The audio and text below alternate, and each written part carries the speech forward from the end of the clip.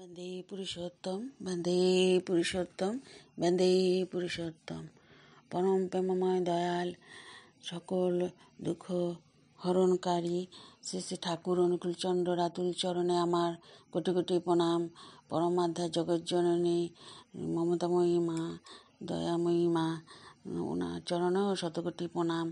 এবং পরম পূজ্যপাদ আদরের খোকা শ্রী শ্রী ঠাকুরের শ্রী শ্রী পদ্মা শতকোটি প্রণাম জানাই।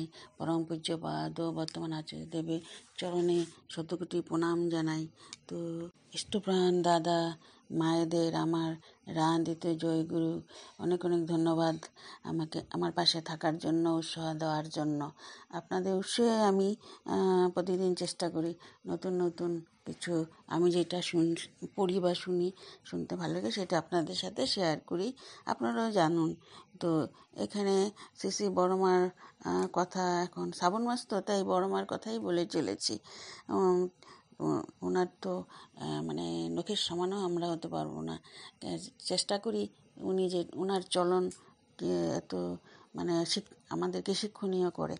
তো যাই হোক, শ্রী ঠাকুর একদিন বলছিলেন যে বড় বউ বলছিল, তুমি থাকতে মরি এই আমার কখনো ইচ্ছা হয় না, কারণ আমি জানি আমি চলে গেলে তোমার অশেষ কষ্ট হবে। আলোচনা প্রসঙ্গ 20:133। তো কথাটা হলো, আমরা মানে ভাবতাম আগে, বা অনেকে বলা বলি করে যে কোনো মা মানে কেউ মারা গেলে বউ যে কি ভাগ্যবান, শাঁখা সিঁদুর নিয়ে চলে গেছে। তা আমারও মনেও সেটা ছিল, কিন্তু এখন আমার ভুলটা ভেঙে গেছে। এই ঠাকুরকে ধরেই ভুলটা ভাঙলো আমার, যে বড় মা কী বললো কথাটা, যে তুমি থাকতে মরি এই আমার কখনো ইচ্ছা হয় না, কারণ আমি জানি আমি চলে গেলে তোমার অশেষ কষ্ট হবে। ঠিক আমাদের চক্ষু মানে দিয়ে আমাদের সেটা পর্দাটা সরাইয়া দিলেন, ঠিকই তো।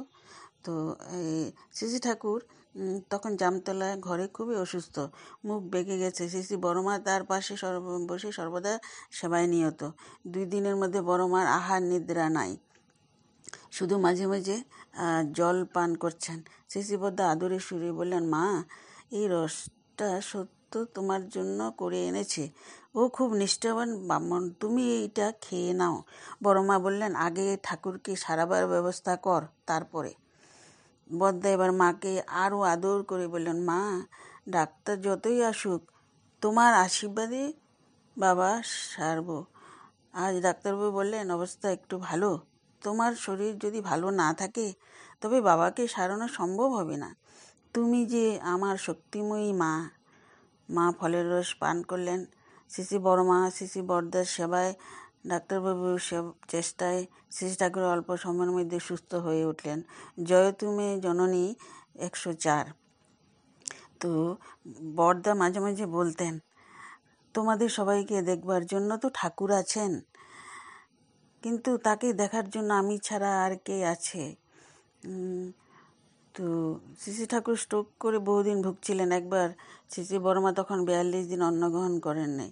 সে কি বেকুলতা! আফসোস করে ঠাকুরকে বললেন, মানুষের অসুখ হলে তোমার কাছে আসে, বলে ঠাকুর আমার মেয়ের অসুখ সেরে দাও, আমার ছেলে বেয়ারা, আমার মনে শান্তি নাই, এরকম কত সব কি কয়। কিন্তু আমরা আর কার কাছে যাব? ভগবান বলে যদি কিছু থাকে তার কাছে জানাই, তুমি সুস্থ হয়ে ওঠো।